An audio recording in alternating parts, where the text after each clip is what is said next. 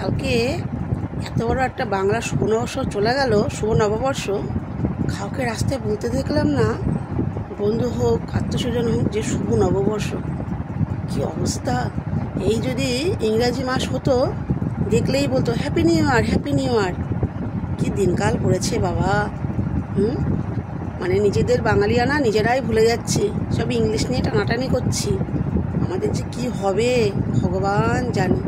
সব রিচুয়াল আমরা সব ভুলে যাচ্ছি। হবে না বা কেন?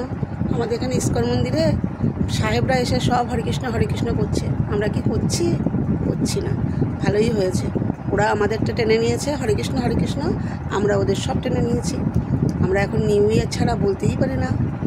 আমার কি খারাপ লেগেছে কালকে, কাউকে বলতে দেখছি না। বাপরে বাপ। যাই হোক, দেখতে দেখতে মাসের 2 তারিখ হয়েও গেল। যা হবে ভগবান যা করে।